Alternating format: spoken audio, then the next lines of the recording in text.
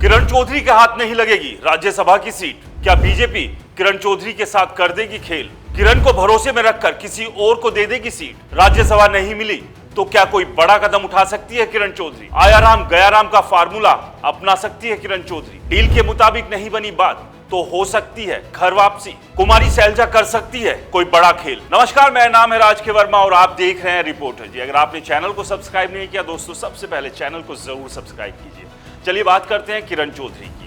राज्यसभा की सीट पर चुनाव होने और ऐसे में इस सीट पर दावेदारी बीजेपी की तरफ से कई लोग ठोक रहे हैं। कुलदीप बिश्नोई का इसमें नाम है और किरण चौधरी का नाम भी चल रहा है। लेकिन क्या किरण चौधरी को बीजेपी राज्यसभा भेजेगी, ये अपने आप में एक बड़ा सवाल है। लेकिन कोशिश लगातार जारी है कि किसी तरह से राज्यसभा की सीट मिल जाए, चाहे उन्हें या फिर उनकी बेटी श्रुति चौधरी को। और इसके अलावा विधानसभा चुनाव को लेकर भी कांग्रेस छोड़कर बीजेपी आते हुए उन्होंने कई डील की थी। अब वो डील क्या थी वो तो एक एक कर सामने आएगी, लेकिन फिलहाल बात करते हैं राज्यसभा को लेकर।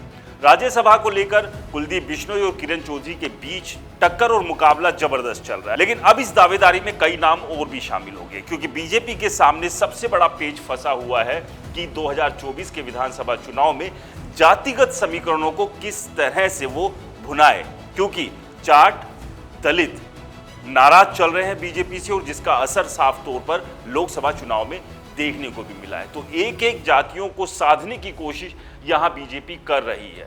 तो ऐसे में जाट और दलित नेताओं के बीच अगर कंपटीशन होता है तो क्या किरण चौधरी का टिकट कट सकता है? और अगर ये टिकट कटता है तो किस दलित चेहरे को ये टिकट मिल सकता है? तो इस पर भी हमने इससे पहले चर्चा की थी, जिसमें सुनीता दुग्गल और बंतो कटारिया का नाम भी चर्चाओं में और सुर्खियों में। लेकिन अब सबसे बड़ी बात यह है कि जिस तरह की हालत कुलदीप बिश्नोई की बीजेपी में है कांग्रेस छोड़ने के बाद, वो कुछ अच्छी नहीं है। अभी तक कुलदीप बिश्नोई को उनके मन मुताबिक कुछ भी बीजेपी ने दिया नहीं है, तो वो उम्मीद यही कर रहे हैं कि राज्यसभा की सीट उन्हें मिल जाए।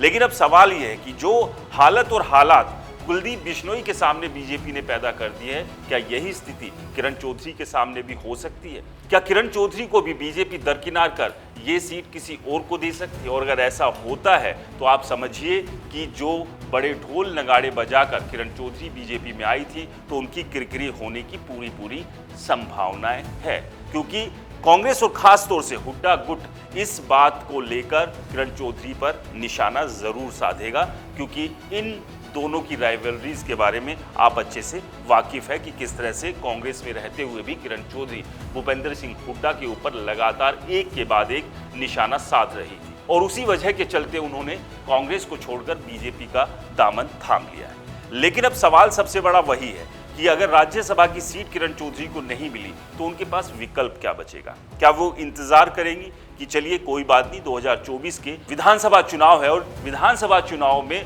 अपने मन मुताबिक खुद के लिए, अपनी बेटी के लिए विधानसभा की टिकट और अपने समर्थकों के लिए भी उन टिकटों का जुगाड़ करने की कोशिश और जुगत वो लगा सकती है और वो उन्हें बीजेपी दे सकती है। लेकिन अभी इसमें समय है, क्योंकि चुनाव होने हैं अक्टूबर में और उससे पहले किसे कहां कौन सी टिकट दी जानी है ये बीजेपी हाईकमान तय करेगा। और इसके अलावा बाकी जो दूसरे नेता हैं, बाकी जो मौजूदा विधायक हैं, वो भी अपने प्रयासों में कमी छोड़ेंगे नहीं। तो ऐसे में कंपटीशन किरण चौधरी के लिए बीजेपी में भी आसान नहीं रहेगा।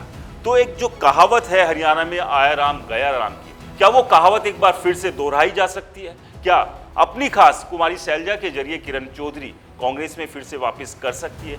ये एक बड़ा क्वेश्चन मार्क है जिसकी संभावना बेहद कम है। लेकिन राजनीति में किसी भी संभावना, किसी भी आशंका से इनकार नहीं किया जा सकता है, क्योंकि अगर इतिहास के पन्ने पलटे, अगर पीछे जाकर देखें तो इस तरह के बहुत सारे मामले हैं जब रातों ही रात नेताओं ने एक दल से दूसरे दल और दूसरे दल से तीसरे दल की दौड़ लगाई है। तो ऐसे में कोई बड़ी बात नहीं है कि अगर किरण चौधरी को उनके मन मुताबिक चीजें बीजेपी में मिलती नहीं दिखाई देती है तो वो घर वापसी कर ले।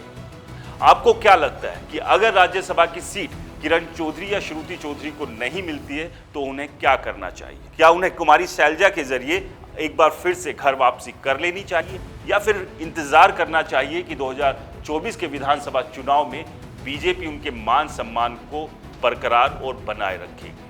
हमें कमेंट्स कर अपनी राय जरूर दें। और रिपोर्टर जी चैनल को अगर सब्सक्राइब नहीं किया है तो चैनल को सब्सक्राइब करना ना भूलें।